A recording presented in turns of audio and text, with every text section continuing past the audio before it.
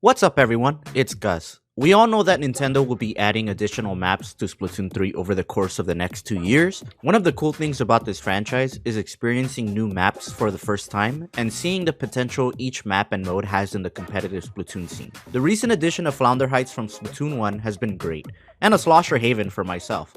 I'm not the biggest fan of the new Splatoon 3 map, Brinewater, but it has its cool moments. We are aware of an Egyptian-inspired map coming our way in a future update. While I'm excited for new maps and future updates, there are some maps from Splatoon 1 and Splatoon 2 that I hope to see return in the franchise. In this video, I will share the top 5 maps I want to see return in Splatoon 3. Before starting the video, I just want to say thank you for all the support and interactions on my videos so far. It's been really fun and heartwarming, to be honest, reading the comments. So thank you so much. We're almost halfway to 1K subscribers. It's my goal to reach 1K by the end of 2023. So every like, every comment, every subscription is appreciated. So thank you. With that out of the way, let's get started on the video. The number one map I want to see return in Splatoon 3 is none other than the Reef, which is based off a plaza that is built below ground. This was the first map to ever be shown for Splatoon 2 when it was released on the Nintendo Switch. This is by far one of my favorite maps from Splatoon 2 and the one I really miss playing on. The reason I love this map is because of how wide it was while also having many flank paths and cover. The most notable thing about the map was the bridge at the center of the map, which was often a point of contention because holding this part of the map was helpful in maintaining control and controlling the pace of the match. All the modes were really fun on this map, but Splat Zones in particular was my favorite. The zones were below the bridge separated by a bumper. Initially the zone was one huge rectangle, but Nintendo changed it to a 2-zone map, and 2-zone maps are my favorite. The map underwent several changes to its layouts, but by the end, it became arguably one of the favorite maps for the Splatoon community and the competitive scene. I would love to see this map return and see how players use the newer specials like Big Bubbler or Tri-Strike to gain or regain control of locations like the bridge. Continuing with the theme of first maps shown for their franchises, the second map I want to see return is Urchin Underpass. This was the first ever map released for the whole Splatoon franchise when it came out on the Wii U, an OG map which took place below a highway. What I enjoyed about this map is its complexity. It's a large map, but with several ramps going down to lower levels. It's open but adds depth because of the different vantage points, inkable walls, and cover. Adding more maps with height differences and obstacles is just a great way to give weapons such as sloshers and blasters more opportunities. Most Splatoon 3 maps, the new ones, are open, and I'm just not a big fan of not having a lot of cover.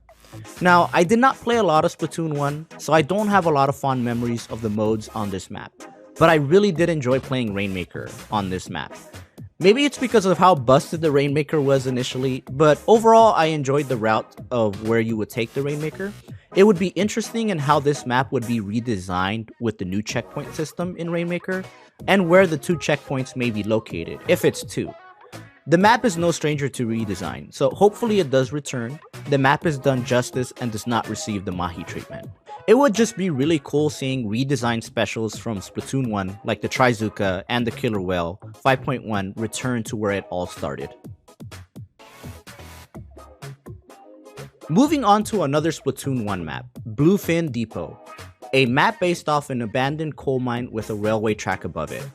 This map has a lot of cool features. More particularly, it's the number of layers this map has. This map has around 4 different layers, although some of these layers were made difficult to access by enemies since you had to go through the graded walkway, but it was still worth it because it was just really fun. But even then, most of the action always took place in the lower levels, which made the interactions a lot more fun. The most memorable thing for me about this map is how Kraken was used on this map. Kraken would be popped and climb up walls to splat opponents. There's just a lot of obstacles, there's points of contention. I just feel like that's a lot of things that Splatoon 1 maps did right. What I would love to see the most though is how Clam Blitz would be designed on this map. Museum, in my opinion, has one of the better Clam Blitz maps, although most Clam Blitz maps are really good right now, at least in comparison to other modes like Splatoon. But going back to Bluefin Depot, Clam Blitz on this map would be interesting because where would the basket go? What type of strategies can you come up with a different level of heights and throwing clams to score? I don't know, it just feels like if done right, it could be another banger of a Clam Blitz map for Splatoon 3. Going back to another OG2 Splatoon map, Manta Maria, a map that took place on a large boat connected to a dock. This map had several cool locations that I remember fondly, whether that was holding mass in the middle to paint over the zone, or sloshing over a bunker for some cheeky splats. Like the Reef, this is a 2-zone map. It was by far my favorite mode on Manta Maria because of how you position yourself on bunker, the top of the mast, below the mast, or on the zone to cap both zones. I had a love-hate relationship with Rainmaker on this map. One wipe and you probably lost the match, but it'd be interesting in seeing how Rainmaker would fit in Splatoon 3 for this map. But only time will tell if this map is gonna even be added.